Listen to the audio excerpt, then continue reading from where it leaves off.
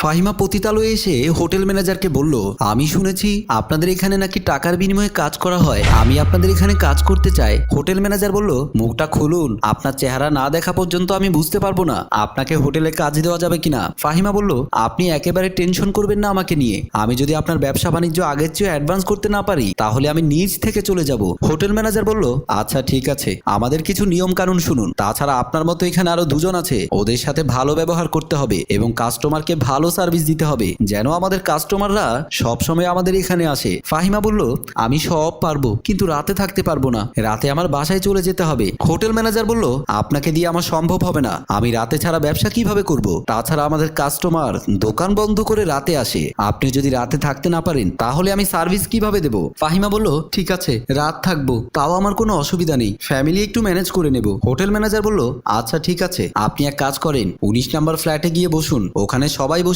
আছে, আর কাস্টমার আসলে প্রথমে আপনাকে দিয়ে কাজ করাবো, আপনি গিয়ে রেডি হয়ে থাকেন। ফাহিমা ঠিক আছে বলে 19 নাম্বার ফ্ল্যাটে গেল। তারপর হোটেল ম্যানেজার নিজে নিজে বলল, মেয়েটা মুখ বন্ধ করা অবস্থায় চোখ দেখে যেই সুন্দর লাগছে, জানি না মুখের পর্দা খুললে কত সুন্দর হয় মেয়েটা। আমার এখন ইচ্ছে করছে কাস্টমারকে আগে না দিয়ে আমি উদ্বোধন করি, কিন্তু পসিবল না। যাই হোক, আজকে কাস্টমারকে হাতিয়ে দিতে পারবো। তিনজন পতিতা সোফায় বসে ওরা একে অপরের সাথে কথা বলছে। হোটেল ম্যানেজার একজন লোক নিয়ে এসে তাকে বলল, ভাই কোনটা পছন্দ দেখেন, আজকে কিন্তু খুব ভালো লাগবে। সালাউদ্দিন বলল, দুজনের মুখ খোলা, একজনের মুখে কাপড় কেন? ওর মুখের কাপড়টা খুললে দেখতাম কেমন লাগে। হোটেল ম্যানেজার বলল, অসম্ভব, আপনার যদি ইচ্ছে করে মুখে পর্দা করা অবস্থায় নিয়ে যান, ও কখনো মুখের পর্দা খুলতে পারবে না। সালাউদ্দিন বলল, আমার দরকার নেই, আর হ্যাঁ, এই দুইটা থেকে কোনো একটা আমার পছন্দ হচ্ছে কিনা দেখি। হোটেল ম্যানেজার বলল, সমস্যা নেই, দুজনের মধ্যে কাকে পছন্দ হচ্ছে আমাকে বলুন। সালাউদ্দিন দুজন থেকে মোটা মেয়েটাকে বলল, তোমার বয়স কত?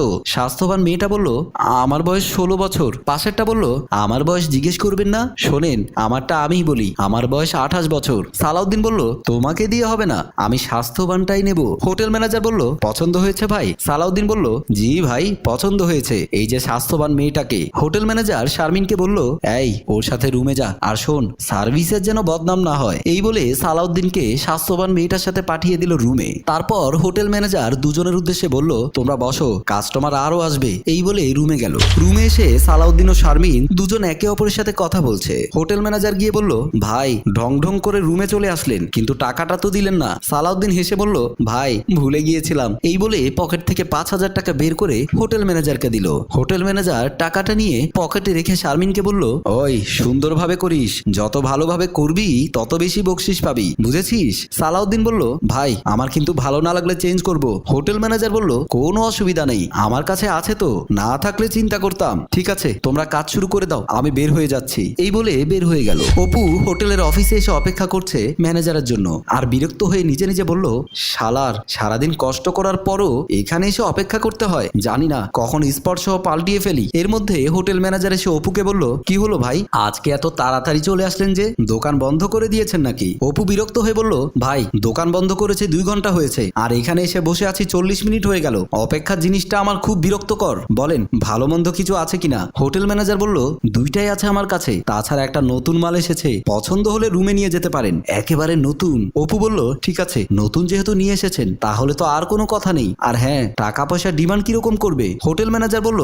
আমার উপরে কথা আছে নাকি, যাই বলে তাই হবে, ঠিক আছে, দেরি না করে চলে আসুন, একটা নিয়ে রুমে ঢুকে পড়ুন। অপু বলল, তার আগে আপনার হোটেলের স্টাফকে বলেন রুম পরিষ্কার করে দিতে, এখান থেকে যাওয়ার পর আমার সারা শরীরে চুলকানি উঠে যায়। হোটেল ম্যানেজার স্টাফকে ডাক দিয়ে বলল, রতন, এই রতন, খালি রুম যেগুলো আছে সবগুলো পরিষ্কার করে দে। এবার অপুকে বলল, চলো কোনটা পছন্দ হয় দেখো। রিমি আর ফাহিমা একটি রুমে বসে আছে। ফাহিমা দু চোখ ছাড়া আর কিছুই দেখা যাচ্ছে না। রিমি মডার্ন হয়ে বসে আছে। হোটেল ম্যানেজার অপুকে নিয়ে এসে বলল, দেখো কোনটা পছন্দ হয়? অপু বলল, নতুনের কথা বলেছিলে মনে হয়, তা কোনটা?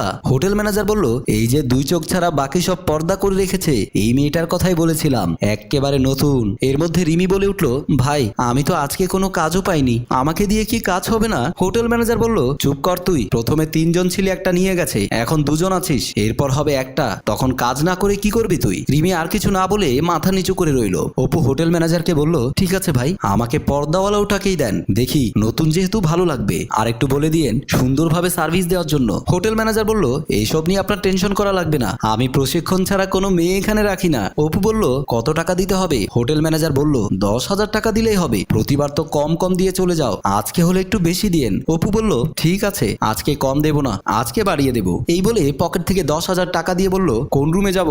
হোটেল ম্যানেজার টাকাটা নেওয়ার পর বলল, দুজনে 27 নাম্বার রুমে যান। আর এই সুন্দরভাবে সার্ভিস দিও, যেন তোমার নামটা হয়। অপু বলল, আমার সাথে গেলে এমনিতেই সার্ভিস ভালো হয়ে যাবে। এই বলে মেয়েটার হাত ধরে রুমে নিয়ে গেল। তারপর হোটেল ম্যানেজার রিমিকে বলল, তুই আর কি করবি? একা একা বসে থাকলে ভালো লাগবে না, তুই আমার সাথে চল। এবার রিমির হাত ধরে রিমিকে নিয়ে গেল হোটেল ম্যানেজার। রুমে আসার পর দুজনে বিছানায় বসে অপু মেয়েটাকে বলল, এবার তাহলে তোমার মুখের কাপড়টা খুলো। মেয়েটা অপুকে বলল, আমি অবশ্যই পর্দা খুলবো, তার আগে বলেন আপনার বউ বাচ্চা নেই? অপু হেসে বলল, আরে বউ বাচ্চা থাকলে এখানে আসতাম নাকি? বউ বাচ্চা নেই, তাই তো এখানে এসেছি। ফাহিমা বলল, আপনি মনে হয় মিথ্যে কথা বলছেন, আমাকে সত্যি বললে আপনি জিতে যাবেন। অপু বলল, আমার জেতার কোনো প্রয়োজন নেই, কাজ করতে এসেছি টাকা দিয়ে, কাজটা করে চলে যায়। তুমি পর্দা খুলবে নাকি খুলবে না আমাকে একটা বলো। ফাহিমা বলল, ঠিক আছে আমি পর্দা খুলছি। এই বলে মুখের কাপড় সরাতে অপু ফাহিমাকে দেখে চমকে গিয়ে পেছনে চলে গেল। তারপরও চোখ বড় বড় করে বলল, তুমি এখানে কেন? ফাহিমা বলল, আমাকে জিজ্ঞেস না করে আগে তুমি বলো এখানে কেন, আর তোমার বউ বাচ্চা কোথায়?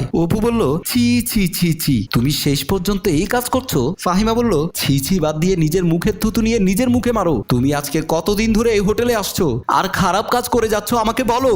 অপু বলল, আরে তুমি এসব কি বলছো? আমি আজকে এসেছি, কিন্তু তুমি কেন এসেছো সেটা আমাকে বলো। ফাহিমা বলল, আমি কেন এসেছি?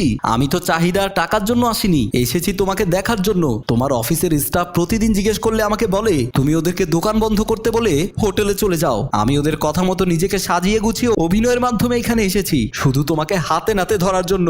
আজকে তোমাকে ধরে ফেললাম, বলো এখন কি করবে? আমি কি পুলিশ ডেকে এনে তাদের হাতে তুলে দেব, নাকি আমার মা বাবাকে ডেকে এনে আমি ডিভোর্স নিয়ে চলে যাব?